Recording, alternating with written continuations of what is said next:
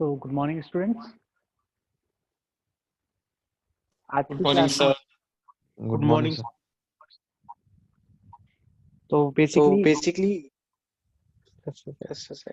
आज की क्लास में हम लोग बेसिकली जब बात करना चाहते हैं किसके बारे में, हम लोग बात करना चाहते हैं अबनॉर्मल कंबशन के बारे में।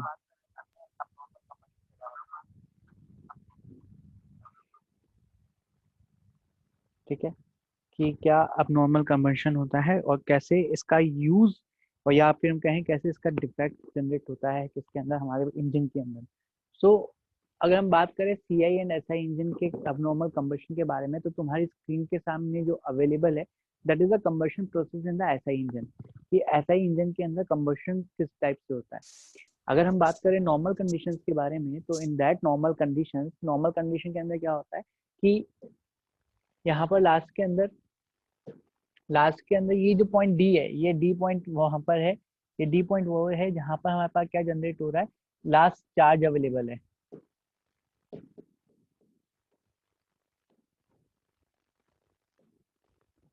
और ये पॉइंट ए जो है ये वो है जहां पर हमारे पास क्या है, स्पार्क प्लग अवेलेबल है।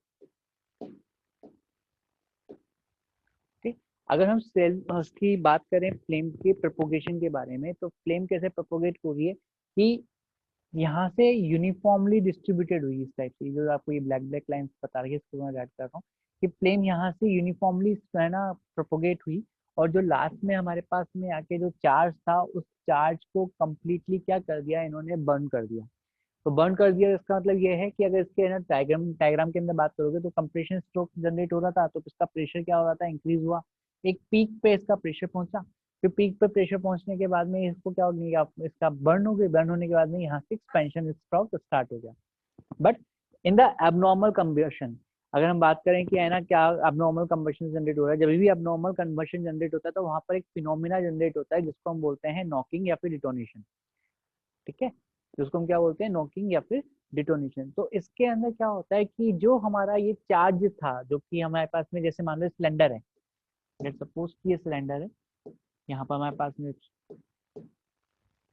ये स्पार्क प्लग है, और ये पिस्टन हमारा कहाँ मूव कर रहा है, ये बीडीसी से कहाँ जा रहा है, टीडीसी की तरफ में जा रहा है। तो when this cylinder moves from BDC to TDC, तो नॉर्मल कंडीशन में तो क्या होता है, जब ये पूरा टीडीसी से पहुंचने वाला होता है उससे पहले क्या करता है, स्पार्क प्लग हमारा स्पार्क जनरेट करता है, और स्पार्क जनरेट करने के बाद में यहाँ पर जितना भी हमारे पास में चार्ज है, मतलब एयर फ्यूल का जो रेशियो है वो क्या करता है, प्रॉपर बर्निंग करना स्टार्ट कर देता है। मगर due to the high temperature of the cylinder, हमारा सिलेंडर क्या कर रहा है, रेगुलर वर्किंग कर रहा है, तो उसके अंदर क्या है, हाई टेम्परेचर अवेलेबल होगा।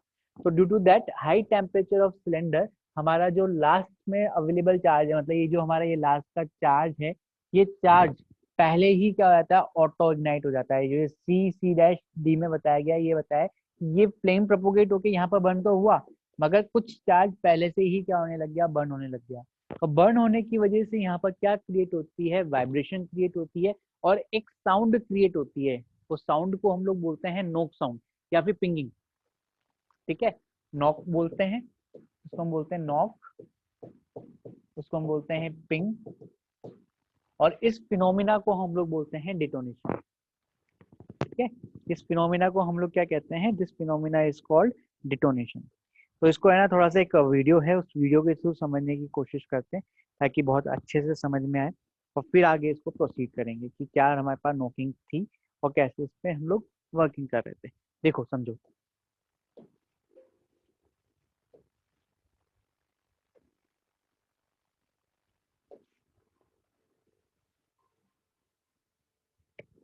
देखो ये रेगुलर कंबशन को शो कर रहा है कि इस रेगुलर कंबशन के अंदर क्या हो रहा है कि हमारे पास में स्पार्क आया, और स्पार्क आने के बाद में क्या कर रहा है, उसको जनरेशन हो रहा है। जैसे कंप्रेस हुआ, कंप्रेस होने के बाद में एक सेकंड,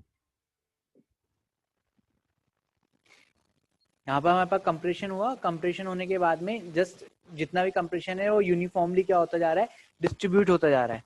ठीक है, वापस से देखो इस चीज को ताकि ये बड़ी ही क्लियर रहे अवेलेबल चीजें, क्योंकि ये चीज अगर क्लियर हो जाएगी तो आपको मन के अंदर ये रहेगा कि ठीक है कि जनरल कंबशन और नॉकिंग के अंदर क्या डिफरेंस आ रहा था। अदरवाइज ये हमेशा माइंड के अंदर डिस्टर्बेंस रहता है कि नॉकिंग और डिटोनेशन के अंदर होता क्या है बेसिकली, कि क्यों इसको हमने बोला है कि ये अलग है। ठीक है, देखो क्या है,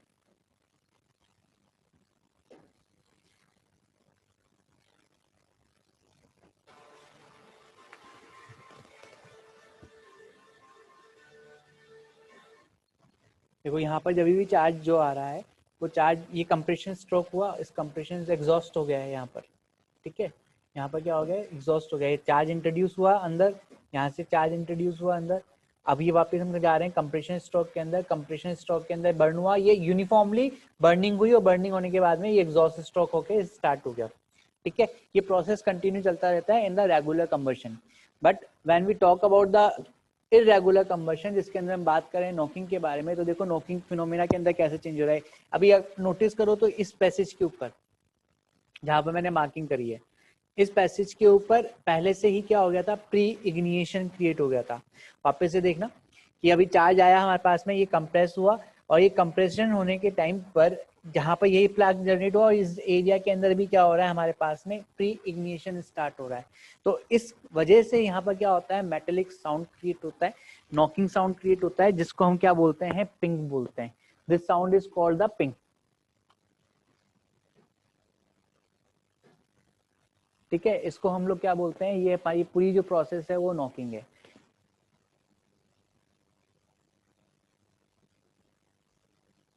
ठीक है। वहीं पर हम अगर प्री इग्निशन को समझाएं तो जो ग्लोइंग स्पॉट शो कर रहे हैं चैम्बर के अंदर, वो जो चैम्बर के अंदर ग्लोइंग स्पॉट किसको दिखा रहे हैं, इसको वर्किंग को दिखा रहे हैं। देखो यहाँ पर आपको है ना इसके बारे में बताया जा रहा है, प्री इग्निशन के बारे में। ये देखो कि सेल्स का टेम्परेचर इतना ज्यादा हो गया था कि स्पार्क प्लग से स्पार्क प्रोड्यूस हो उससे पहले ही हमारे पास में पेट्रोल क्या हो गया, बर्न हो गया, ठीक है। वो पेट्रोल बर्न हो गया तो उस वजह से क्या हो रहा है, वहां पर प्री इग्निशन क्रिएट हो रहा है। इस प्री इग्निशन प्रोसेस को यहाँ पर हम लोगों ने स्पार्क प्लग के नोजल स्पेक्ट्रम के थ्रू दिखाने की कोशिश करी है कि किस टाइप से ये प्री इग्निशन क्रिएट हो रहा है और कैसे इसको हम रिमूव कर सकते हैं, ठीक है। अगर हम इसकी शेप में कुछ चेंजेस कर दें तो हमारे पास में क्या हो जाएगा, प्री इग्निशन क्रिएट हो जाएगा, प्री इग्निशन को रोका जा सकता है यहाँ पर। तो this is the animation process, जहां से हम लोग है ना इसको समझने की कोशिश कर रहे हैं कि किस टाइप से और कैसे इसको प्रिवेंट कर सकते हैं। तो इस prevent the pre ignition we have the many process, ये है ना पूरा चैम्बर के थ्रू बता रखा है किस टाइप से इसको है ना प्री इग्निशन क्रिएट करने को रोका जा सकता है। Hope so it is clear to all.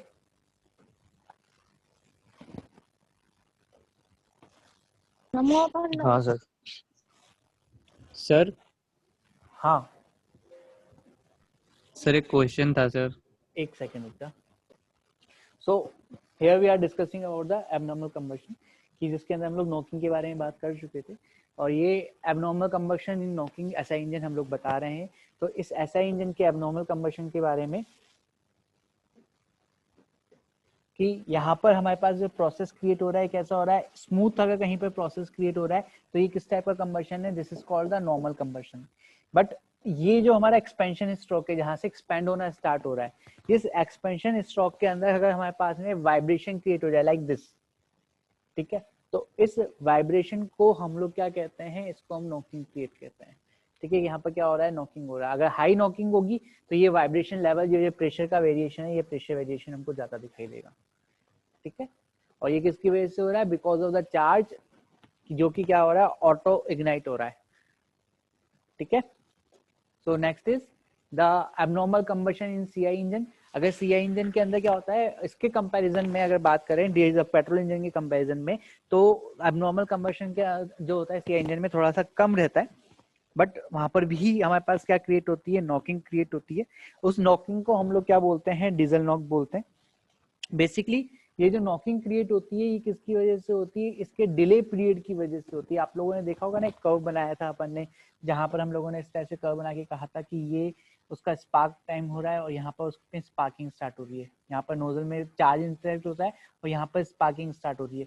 तो इसको, इस टाइम को हम लोग क्या कहते हैं, इग्निशन डिले।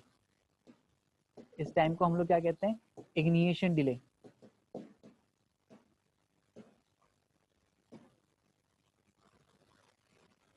ठीक है। This time is known as the ignition delay. So ये इग्निशन डिले हमारा किस टाइप से चेंज होता है, इस इग्निशन डिले को कैसे कंट्रोलेशन करते हैं, वो हमारे पास में क्या आता है, कंबशन इंजन की में जनरेट होने वाला मेन फंक्शन क्रिएट होता है। ठीक है, यहाँ पर देखो ये देखा है इट्स लॉन्ग डिले पीरियड। अगर जितना ज्यादा हमारे पास लॉन्ग डिले पीरियड होगा उतनी ही ज्यादा हमारे पास में क्या क्रिएट होगी, नॉकिंग क्रिएट होगी। So if we can say that if the delay period in the CI engine is long, then a large amount of fuel will be injected and accumulated in the combustion chamber. Because of that, the auto ignition of this amount of fuel may cause high rate of pressure rise and high maximum pressure, which can increase the knocking in diesel engine. So we have the several ways to control this knocking. ठीक है, तो ये basically हमने knocking को यहाँ पर समझा ही दिया कि हमारे पास में क्या क्रिएट हो रहा है। यहाँ पर एक स्पार्क प्लग है, फ्लेम कंटिन्यूअसली क्या हो रही है, प्रोपोगेट कर रही है, बट इस प्रोपोगेशन की वजह से बीच में कहीं पर अगर हमारे पास में है ना क्या हो रहा है, ये बर्निंग हो जाती है। तो उस बर्निंग के कारण हमारे पास में क्या होता है, शॉक वेव्स जनरेट होती हैं। इन शॉक वेव्स को हम लोग क्या कहते हैं, नॉकिंग कहते हैं। और इस नॉकिंग की फिनोमिना को हम लोग क्या कहते हैं, इस नॉकिंग की फिनोमिना को हम बोलते हैं detonation. So here are the parameters which are influencing the knocking. First one is the compression ratio.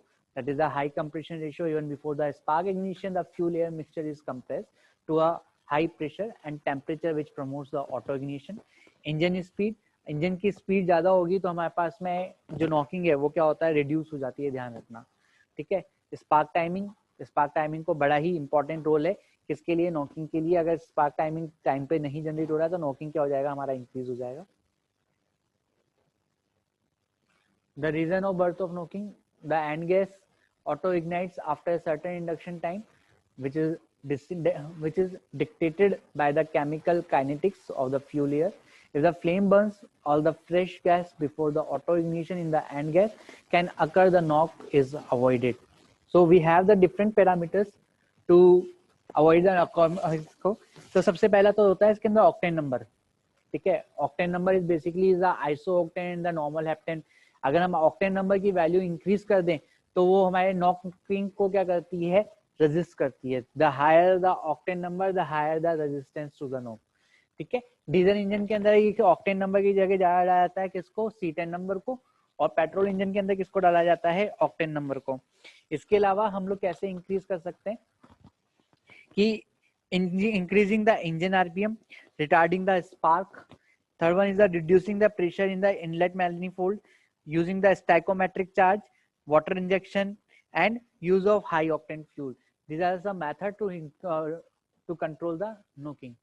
और कुछ फ्यूचर नॉकिंग एडिटिव्स हम लोग है ना यूज करने वाले हैं, लाइक हम लोग कुछ aromatics, toluene and xylene are the most likely candidates for a good solvent to use as anti-knock additive or octane number booster.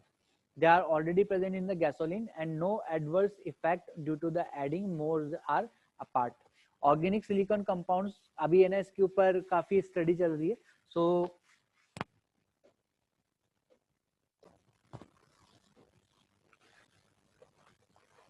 ये हमारे पास कुछ फैक्टर्स है जो कि है ना SI एंड CI इंजन को कंपेयर करके बताए गए हैं।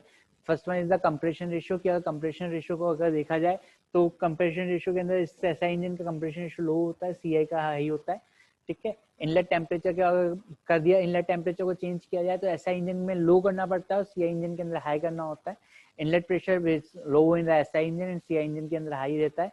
फ्यूल की जो है ना इग्निशन है कि कैसे हमारे पास फ्यूल इग्नाइट करना है, तो self ignition temperature, SIT is referred to the self ignition temperature.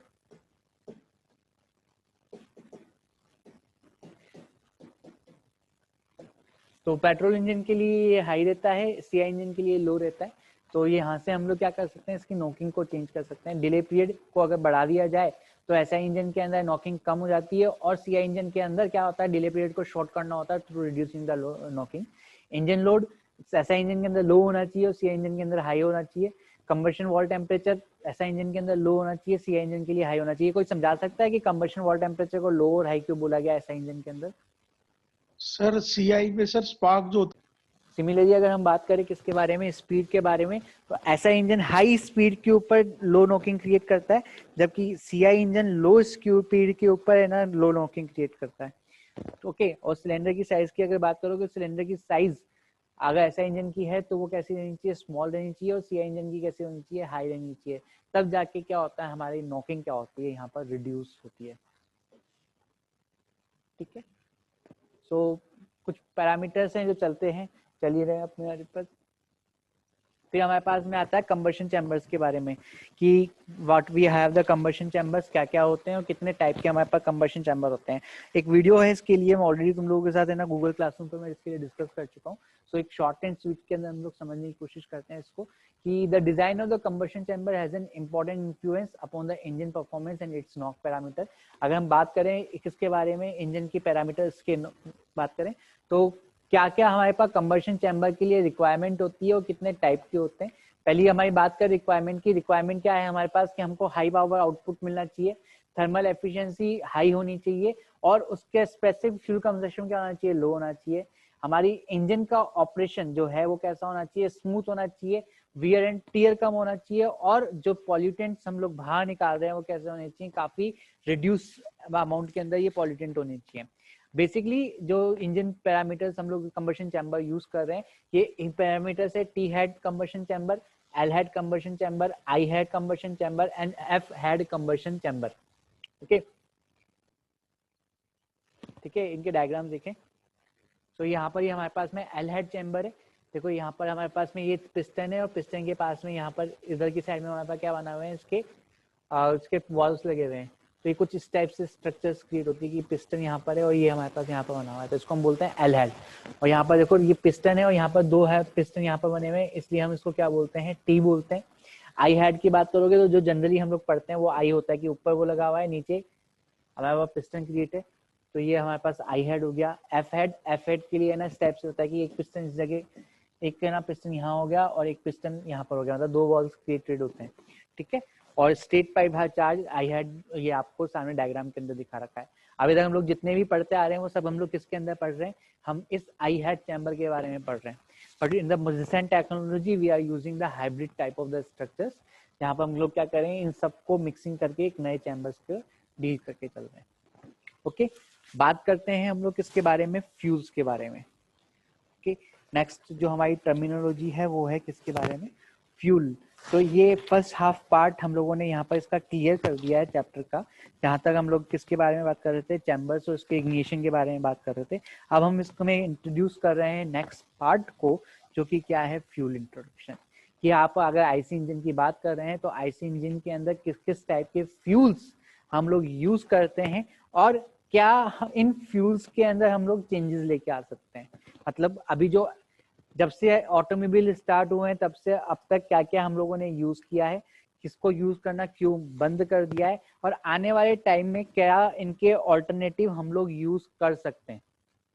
ठीक है, वो ऑल्टरनेटिव यूज करना हमारा बेसिकली पैरामीटर का टारगेट रहेगा कि उसके ऑल्टरनेटिव्स को हम लोग क्या करें, वर्किंग करते हुए चलें कि कैसे इनके पैरामीटर्स को हम लोग दिख सकते हैं।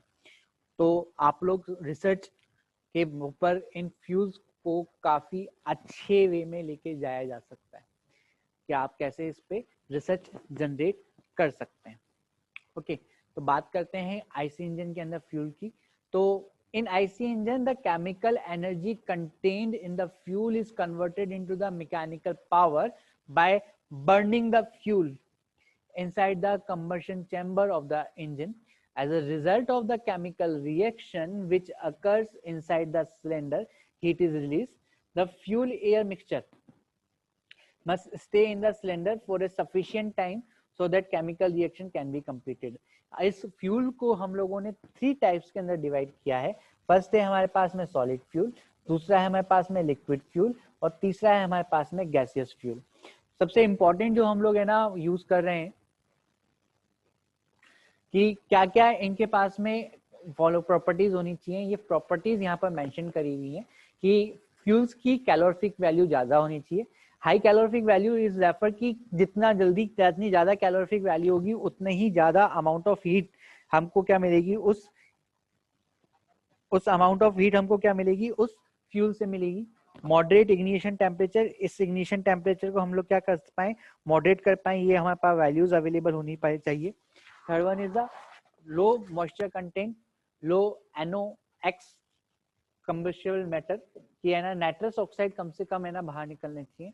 Moderate velocity of combustion, product of combustion is not harmful. It should be available in the low cost. It should be easy to transport. Like uranium है हमारे पास में, अगर हम बात करें किसके बारे में, न्यूक्लियर की बात करें, तो वो इजी टू ट्रांसपोर्ट नहीं है, इसलिए उनका अभी तक हम लोगों ने यूज भी नहीं किया कहीं पर, क्योंकि वो क्या है, हार्मफुल है, इनमें से किसी भी पैरामीटर को मीट नहीं करते हैं वो, कि मॉइस्चर कंटेंट लो हो गया उसके अंदर, इग्निशन टेम्परेचर्स को हम लोग मॉडरेट कर सकें, कि कंट्रोल कर सकें, इस वजह से हम लोग जिसको किस में यूज नहीं कर रहे हैं, ऑटोमोबाइल के अंदर यूज नहीं कर रहे हैं, ठीक है। कंबशन शुड बी कंट्रोलेबल, किसका कंबशन कैसा होना चाहिए, कंट्रोल किया जा सकने वाला होना चाहिए। No spontaneous combustion, low storage cost and should be burn in air with the efficiency. These are some important parameters which should include the fuel, ठीक है। तो उस फ्यूल को हम लोग कौन सा फ्यूल बोलते हैं, आइडियल फ्यूल बोलते हैं, ओके। तो देखो इसके अंदर सबसे पहले जो हम लोग यूज करते आ रहे हैं वो क्या है, हमारा पेट्रोलियम, जो कि हमको कहाँ मिलता है, अर्थ की कोर से मिलता है, और अर्थ की कोर से मिलने वाले पेट्रोलियम को हम लोग क्या करते हैं, एक्सटेंशन करते हैं with the filtration distinction process, कि हम क्या करते हैं, डेस्टिनेशन प्रोसेस लगाते हैं और उसके थ्रू क्या करते हैं, इसको कन्वर्ट कर बाहर निकालते हैं अर्थ से, ठीक है।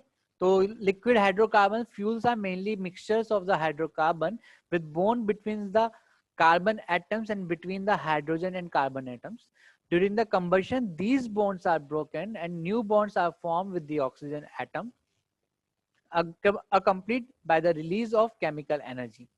Generally हमारे पास में क्या होते हैं, ये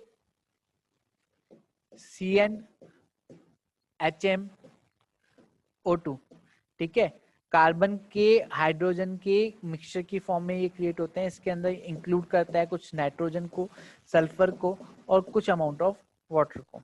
अब इसके अंदर अगर हम बात करें कि क्या क्या चीज इसके अंदर इंक्लूड होती है, तो सबसे पहले हम बात करते हैं एल्केन्स की, कि इनको एल्केन्स को हम लोग है ना पैराफिन्स भी बोलते हैं, ठीक है। जो अपन ने केमिस्ट्री में बात करें, केमिस्ट्री के अंदर हम क्या, एल्केन का फॉर्मूला क्या होता है, CnH2n+2 CnH2n+2, ठीक है। ये कुछ इंपॉर्टेंट एल्केन्स होते हैं। सबसे ज्यादा हम लोग जो एल्केन्स का यूज करते हैं, प्रोपेन यूज किया जाता है, ब्यूटेन यूज करते हैं, ठीक है। मिथेन का यूज स्टार्टिंग में किया जाता था, बट मिथेन क्या है, हमारी थोड़ी सी टॉक्सिक हो जाती है, ठीक है। मिथेन क्या है, टॉक्सिक हो जाता है, तो मिथेन को हम लोग क्या करते हैं, इसमें यूज नहीं करते हैं। सबसे ज्यादा यूज किया जाने वाला जो कंपोनेंट है वो रहे हमारे यहाँ आइसोब्यूटेन। फिर जब ऑक्टेन नंबर और सीटेन नंबर के बारे में रिसर्च स्टार्ट हुई, तो नॉर्मल हेप्टेन और आइसो हेप्टेन, इसका यूज हम लोग किसके अंदर करने लगे, ऑक्टेन नंबर के अंदर यूज करने लगे, और वहां से हम लोग क्या कर रहे हैं, हमारे इस पेट्रोलियम फ्यूल को यूज कर रहे हैं, ठीक है। एल्केन्स के बाद में हमारे पास में जो आता है, वो आते हैं हमारे पास में ओलिफिन्स आते हैं एक, ठीक है। ओलिफिन्स के बाद में साइक्लोपैराफिन्स आते हैं। फिर उसके बाद में हमारे पास आते हैं एरोमेटिक्स। ये एरोमेटिक्स क्या होते हैं, एरोमेटिक्स जो कि अपनी किसकी स्ट्रक्चर होती है, एक बेंजीन टाइप स्ट्रक्चर जो होती है, वो कौन सी होती है, एरोमेटिक होती है। इसका अगर जनरली एक फॉर्मूला देखा जाए, तो इसका जनरल एक फॉर्मूला होता है CnH2n-6। जैसे बेंजीन, बेंजीन का फॉर्मूला C6H6, बेंजीन का फॉर्मूला C6H6, ठीक है। तो ये हमारे पास में कुछ एरोमेटिक्स होते हैं जिनका यूज हम लोग किसके अंदर करते हैं, काफी एक्सेस अमाउंट ऑफ फ्यूल के अंदर करते हैं, ठीक है। बेंजीन के अलावा टोल्यूइन, एथिल बेंजीन, ये कुछ इंपॉर्टेंट एग्जांपल है जिसके अंदर हम किसका यूज करते हैं, एरोमेटिक्स का यूज करते हैं। Next is refining fuels of और CI एंड SI इंजन। इसको हम लोग कल स्टडी करते हैं कि कैसा हमारा रिफाइनिंग क्रिएट होता है, ठीक है। तो आज के लिए सिर्फ इतना ही। तो सभी लोग जितना करवाया है इसको रेगुलर करते रहो, ठीक है, ताकि हम लोग क्या कर सके, इसको एंड कर सकें।